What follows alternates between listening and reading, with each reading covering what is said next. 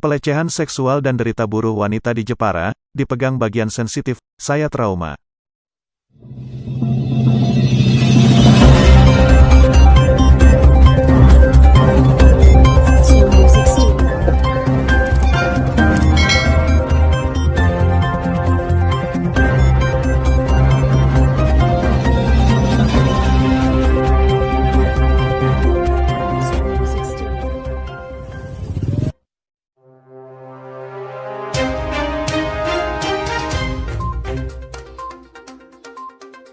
Jepara Update, setiap hari asisten manajer di pabrik menteror saya dilecehkan, dipegang bagian sensitif saya trauma.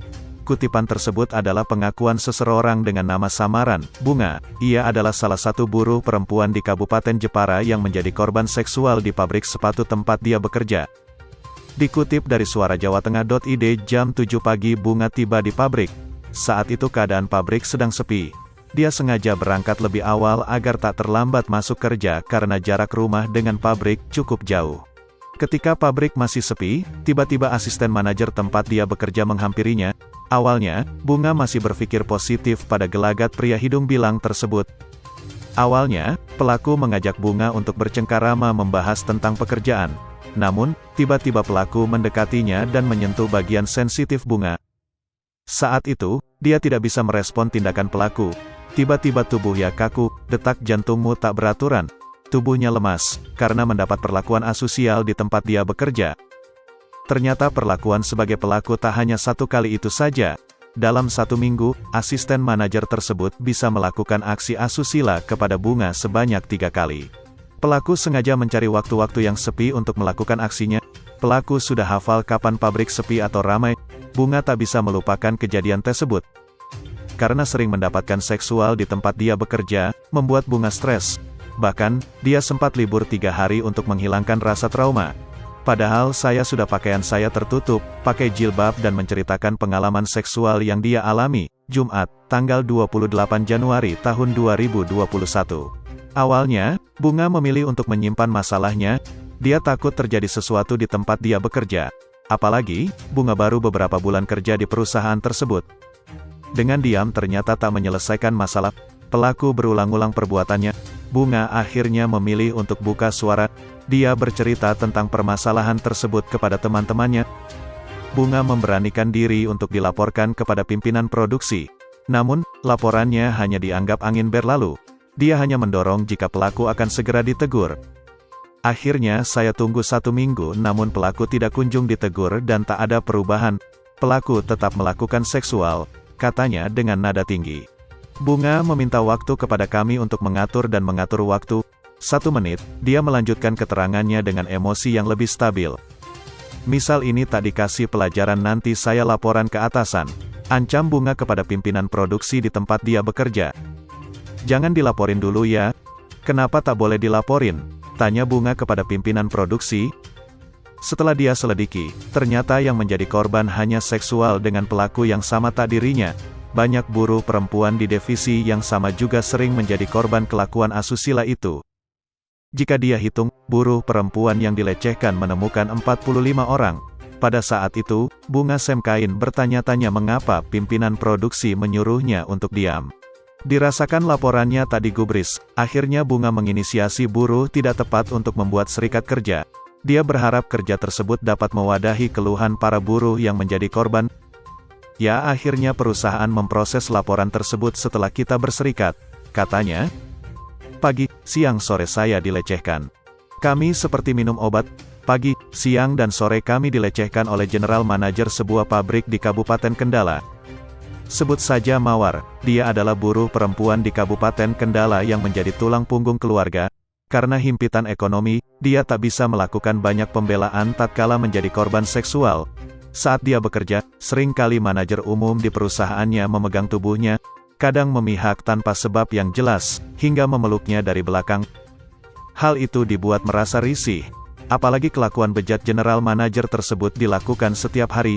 Ya, Mawar dan teman-temannya sering menyebut perlakuan general manajer itu seperti minum obat. Yang menjadi korban ternyata tak hanya dirinya.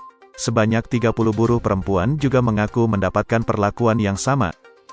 Tak hanya dipeluk dan dipijat, pelaku juga pernah menggesek alat vitalnya ke tubuh salah satu buruh perempuan. Hal itu membuat korban trauma. Sebagian besar, yang menjadi korban adalah tulang punggung keluarga. Para korban tak berani melapor karena takut akan diputus kontraknya. Jadi para korban pada ketakutan. Banyak yang jadi tulang punggung keluarga. Sebagian besar mereka juga masih kontrak belum diangkat sebagai pegawai tetap. Katanya menceritakan kondisi korban. Banyak buruh perempuan yang merasa risih dengan kelakuan pelaku. Namun, para korban banyak yang tak mau bersuara. Bahkan, sebagian korban yang membiarkan memilih kasus-kasus tersebut. Yang terpenting bagi mereka adalah bekerja untuk mencukupi kebutuhan keluarga. Apalagi saat pandemi sulit mencari pekerjaan, sesalnya. Hubungan badan dengan atasan. Pandemi membuat buruh kalang kabut, tak sedikit dari mereka yang terkena badai PHK hingga potongan jam kerja. Hal itu berdampak pada pemasukan buruh yang harus memenuhi kebutuhan keluarga.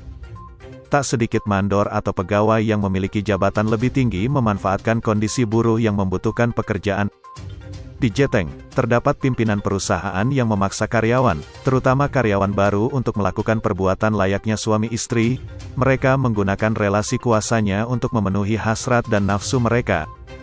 Hal itu turut mempengaruhi angka buruh yang terinfeksi HIV/AIDS di kawasan pabrik, berdasarkan laporan yang diterima Ikatan Perempuan Positif, IPI, Jawa Tengah sudah ada 6 buruh yang mengadu di wilayah Jateng.